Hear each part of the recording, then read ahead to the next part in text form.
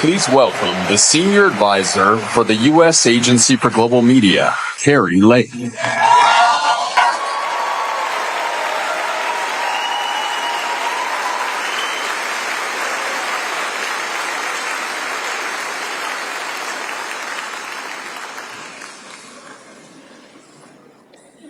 Oh, wow.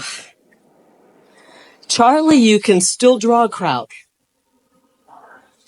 And I know that if Charlie were to be told, wow, you filled up Kennedy Center tonight, he'd say, it wasn't me, it was God.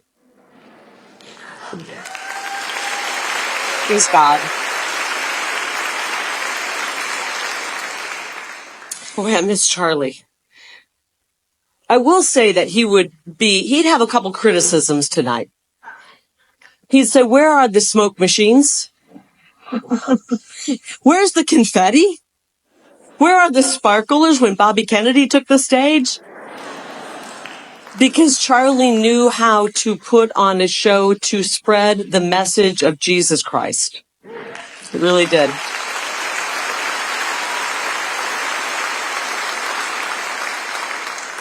You know what? There's in the book of Genesis, there's a Bible quote that says, in so many words, it's actually a little easier to understand if I put it in modern language. What the enemy meant for harm, God will use for good. And God is using Charlie Kirk for good.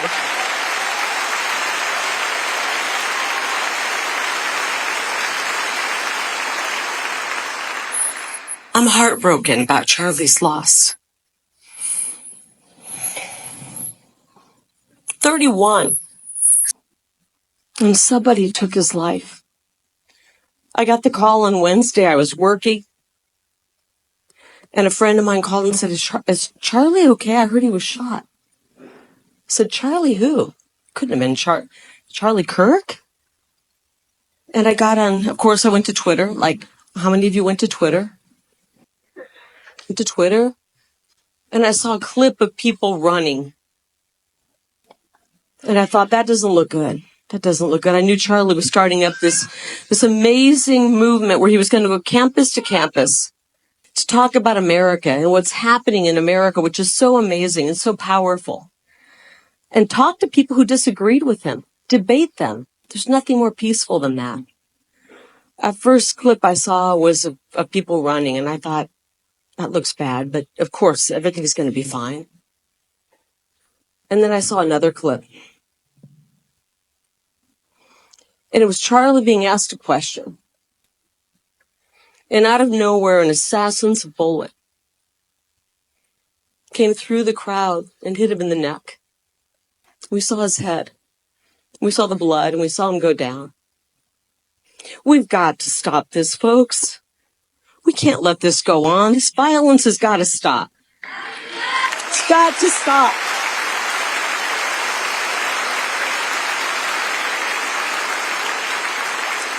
And I'm not going to say our side is perfect, but damn it, this is coming from the other side.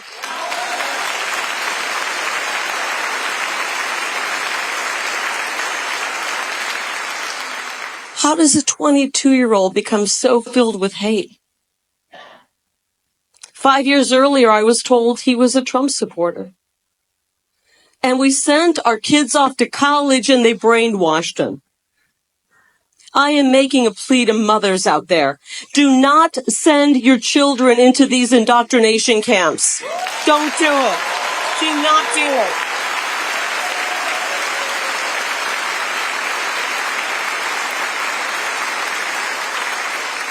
At one moment, that 22-year-old who shot Charlie was a baby in his mother's arms. And by all accounts, those parents did a good job raising him until he was sent off to be brainwashed. We have lived through the most horrific brainwashing campaign in the history of mankind.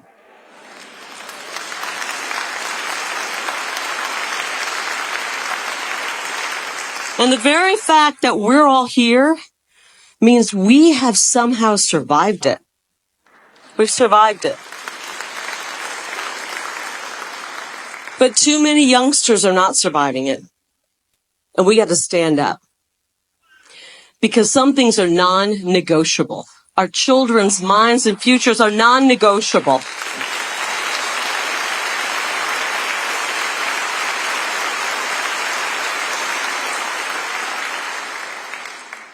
Charlie Kirk came to my house several years ago with Erica. They'd just gotten married. I remember asking him about their beautiful wedding rings that were they were made specifically for them, matching rings. Although I will say Erica had a beautiful cascade of diamonds around hers. Charlie, good job. You did a good job with that. And they hadn't had children yet, and my children joined us at the table, and it happened to be the day I invited them to dinner. It happened to be, by the grace of God, the day that President Trump gave me my first endorsement from President Donald J. Trump, which is pretty special.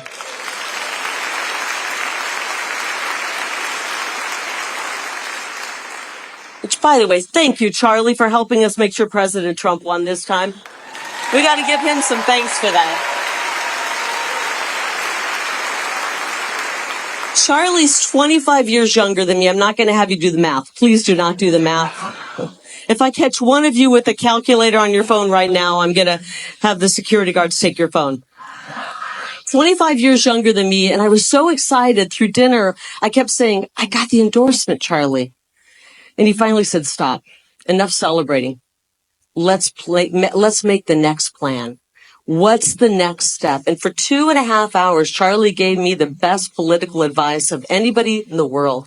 I mean, better political advice than you could get from anybody who had 60 years on him. And then when he left, he said, from now on, I thought this was great. He said, by the way, from now on, your first name isn't Kari. Your first name is Trump endorsed, and your last name is Kari Lake. He said, use that everywhere you go.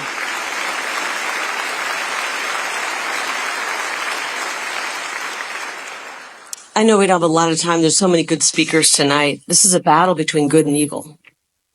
I wish we could compromise, but you can't compromise with evil. You can't compromise with evil.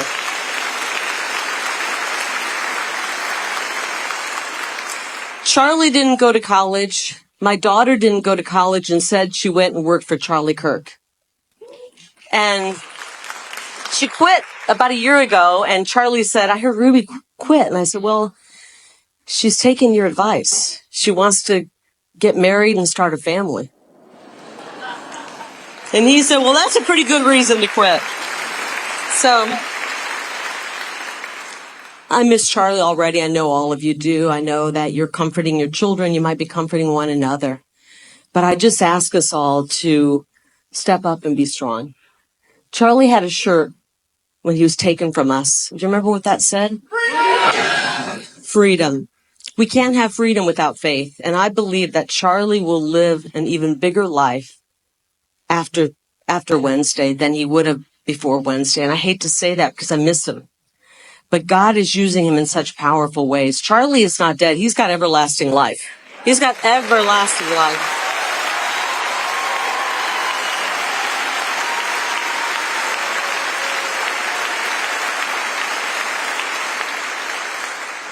I tried to sleep in today, and my beautiful, wonderful husband brought me coffee in bed, which is the best thing ever. Find a good spouse, please, everybody. If you're not married, find one that loves and supports you. And I was reading I got on Twitter, and I happened to, one of the first things I saw was from Tyler Boyer, who we love in Arizona. He is Charlie's right-hand man at Turning Point Action. They're trying to put him in prison, by the way, because of his support for President Trump. So this fight is not over, not by a long shot. We're here today fighting because Charlie and many people before Charlie gave us the courage, but it's not going to be easy. If you think it's going to be easy now, if you're really willing to stand up and fight, it's really going to get harder. They're going to try to cancel you. You're going to lose friends. How many of you have lost friends? Raise, keep your hand up. How many of you have been canceled? How many of you have been lawfared? I need 3 arms. How many of you have been deposed? Subpoenaed? It's not going to get easier. It only gets easier when we meet the Almighty in heaven. That's when it gets easier. But until we do, we've got to be up for the fight. Before I leave tonight, I want to read you something that Tyler shared on Twitter. He said, please take the time to look through these posts. It was a woman who had said, how many of you are going to go to church tomorrow because of Charlie Kirk? And there were 805 posts as of Saturday night. Today, there were about 8,000 posts.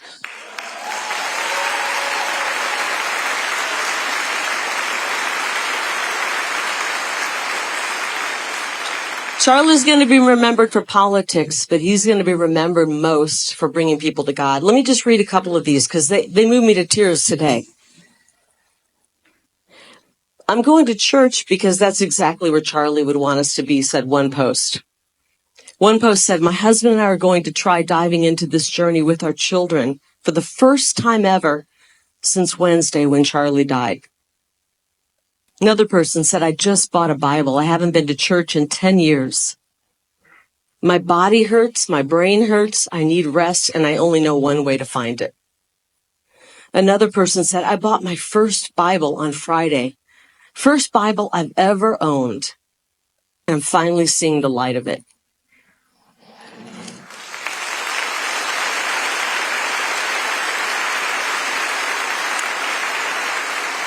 How about this one? I haven't been to church, one woman said, since I was 10 or 11. I'm 31. I'm heading to church tomorrow morning with my husband and kids.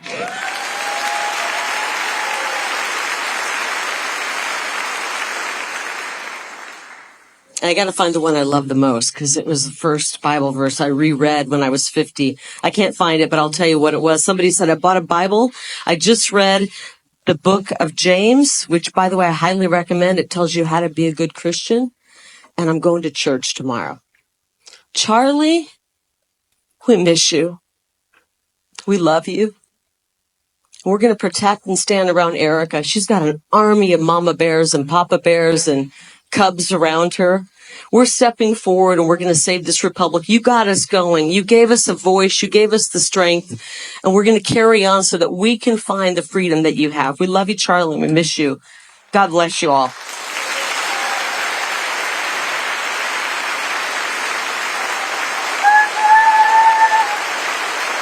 Now joining us, the Secretary of Health and Human Services, Robert F. Kennedy Jr.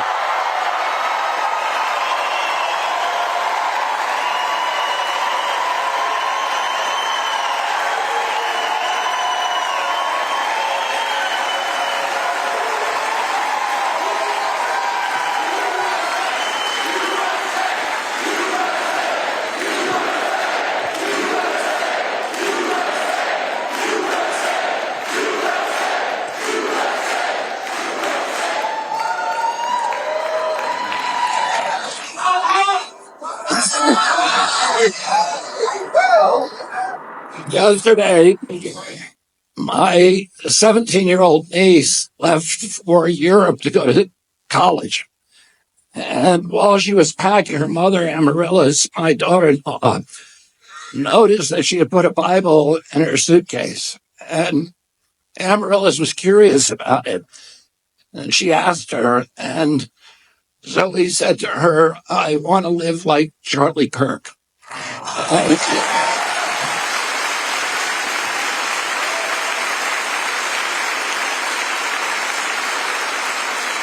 There are millions and millions of kids around the country who he inspired, who now want to live with Charlie Kirk. And that's a great thing for our country. I met Charlie for the first time in July of 2001. I went on his podcast, and I think we approached each other with a lot of trepidation at that time. But by the end of the podcast, we were soulmates, we were spiritual brothers, and we were friends. And over the next couple of years, our friendship blossomed. He ended up being the primary architect of my unification with President Trump, which I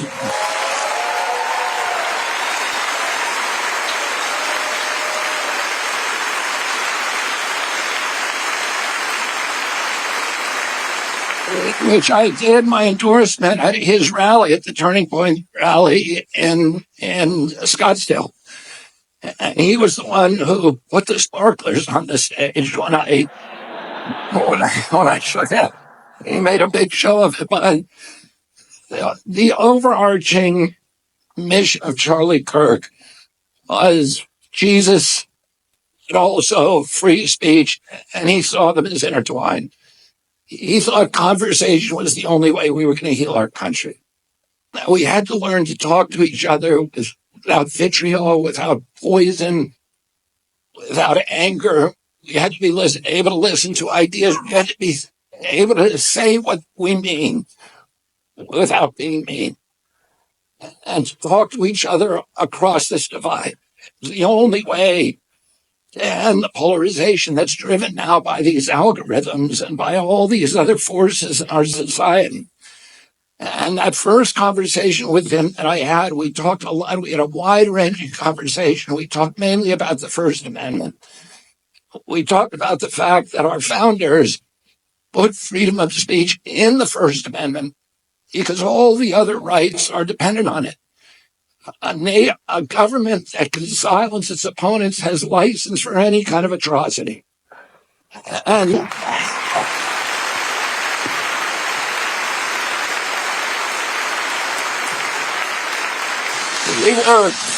we were specifically talking about what happened during the pandemic.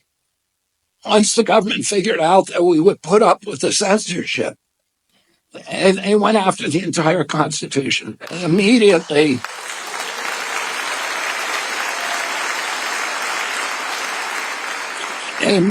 took away our right to assembly, the First Amendment right with social distancing regulations. They shut down the First Amendment right to worship by closing all of our churches for almost a year and keeping the liquor stores open as essential businesses. They went after our Fifth Amendment right to our property rights. They closed down 3.5 businesses with no due process, no just compensation. They went after our Seventh Amendment right to jury trials by making whole categories of businesses that we could no longer sue no matter what they did to us. They went after the Fourth Amendment right for protection against unwarranted searches and seizures with all these social distancing regulations that made us have to produce our medical records before we went to a public building or an airplane or enjoyed other constitutional rights. And Charlie, more than any figure in our country, led the resistance that has restored freedom of speech to this country.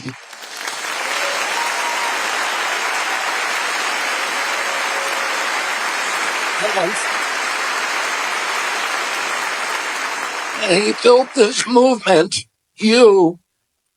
which is going to make sure that that never, ever happens again.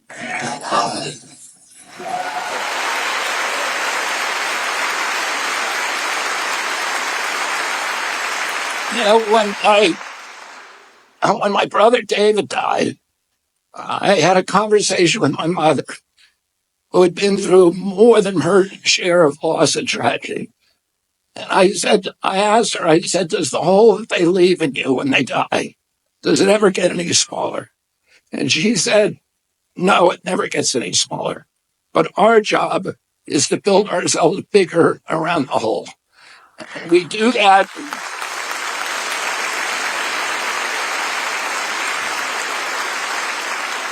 We do that by taking the best virtues and character traits of the person that we lost and using discipline and restraint and practice, integrating those character traits into our own character. And in doing that, we make ourselves larger and the whole gets proportionally smaller. And we also give that person a kind of immortality because they are now living on, the best parts of them are now living on in us. In one of my conversations, and Charlie was a target-rich environment for virtues. We can all think of something extraordinary he did. His love of family, his love of God, his love of freedom of speech, his reverence for this country, his belief that we are an exemplary nation. We are unique in history. We're the only nation with this kind of constitution. In Europe, they don't have free speech anymore. We have it here, and we are the beacon for humanity, for the rest of the world. And all of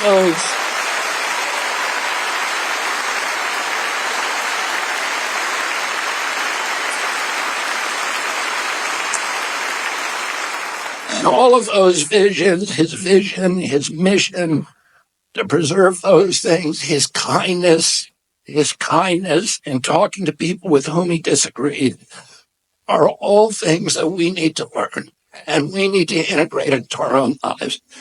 And as Tulsi said, we need to reach out with love to the people on the other side who are asleep and who are too frightened and too panicked and too controlled to understand what they are losing. And we need to protect those things until they wake up. And I had a conversation once with Charlie where we were talking about the danger that we both face from challenging entrenched interests. And he asked me if I was scared to die. And I said to him, there's a lot worse things than dying. And one of those...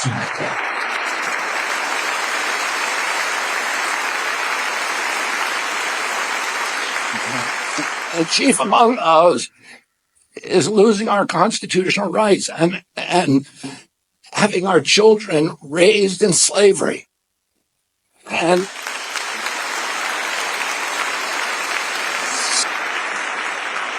I said to him at that time, I said, sometimes our only consolation is that we can die with our boots on. We can die fighting for these things. And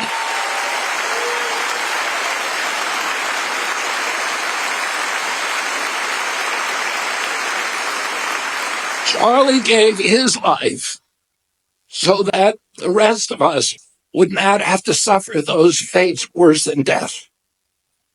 Now it's our job, and he's no longer there to lead us, to rush in and fill the breach and win this battle for our country, for God, and for our families. Thank you all very much.